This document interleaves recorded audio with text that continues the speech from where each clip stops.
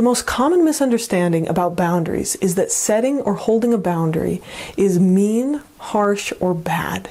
That by setting a boundary, we have to be mean to someone else. And people who believe this kind of have in the back of their minds this idea that in order to set boundaries, you kind of have to balance out being kind and being mean to someone while still loving them. I mean, no wonder people shy away from holding boundaries, because no one wants to be mean. So let's look into this a little bit more. People often associate saying yes or giving someone something with being kind and loving.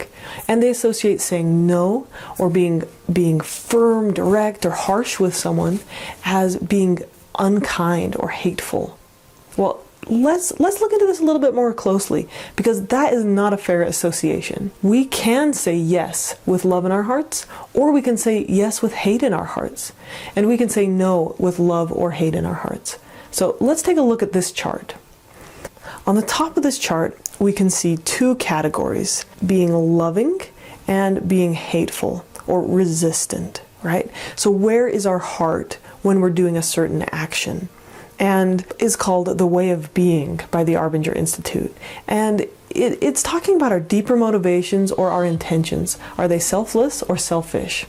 And on the left side of this chart, we're talking about soft or hard behaviors. So what type of behaviors we're talking about. Now, it's easy to think of the soft and loving behaviors, saying things like, yes, I'll listen to you, or yes, I'll give you that toy that I know you've been wanting for a long time, or yes, I'll let you go visit your friend because I trust you and I believe that you're going to be where you say you're going. So that's the soft, loving corner of this chart. The bottom right corner are the hard behaviors with a resistant or hateful heart, right? And these are easy to understand as well. So let's take a look at them. They're screaming, yelling, holding a grudge, any kind of physical violence, right? These are hard behaviors that come from a selfish, angry, or hateful place. Trying to force someone to change, saying no just because you're mad at someone. Right? So these are the two opposite ends of the spectrum, and people often think that's kind of the only way to do it. If we say yes, we're being loving. If we say no, we're being hateful.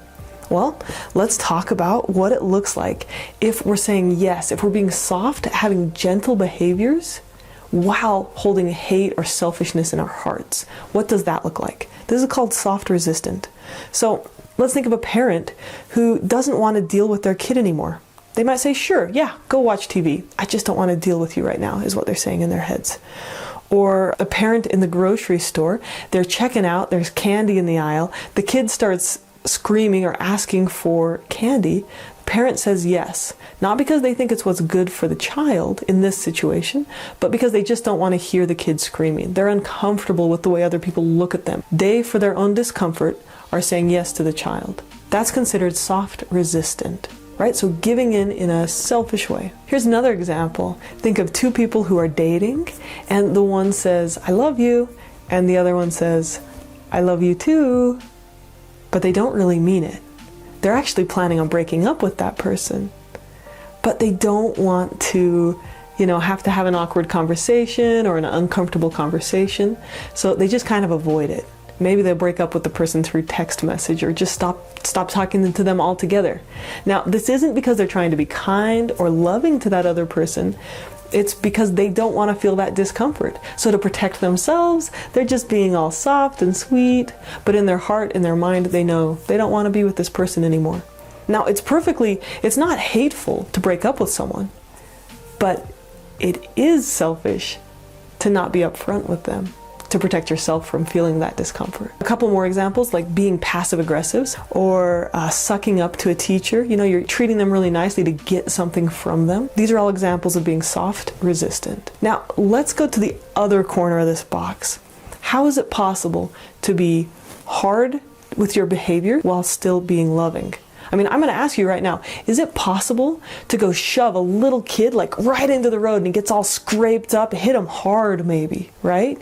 Could that ever be a loving behavior? Well, yes, if a car is coming right? If a car is coming to hit this kid and you push them out of the way of the car and they get skinned knees, that's the most loving thing you can do for them in that moment. Now, I'm obviously not advocating physical violence, but I'm saying that almost all behaviors can be done from two different places, from a loving, selfless place or a hateful, selfish place. So, saying no more TV. Yes, you must brush your teeth. No, you can't buy that toy right now.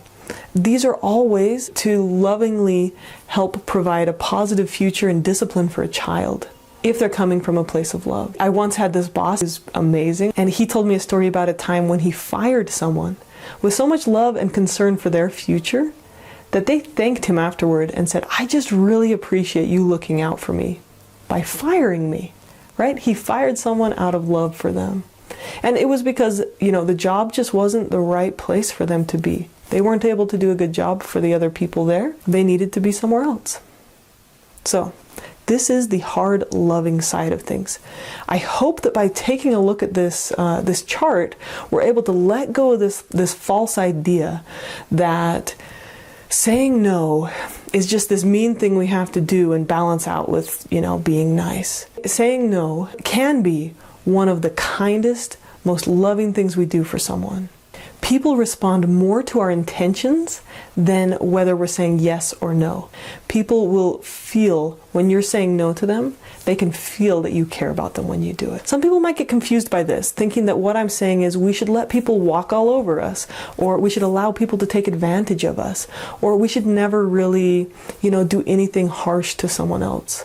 And that's absolutely not what I'm saying. If someone's mistreating you, is it really in their best interest that you don't put your foot down?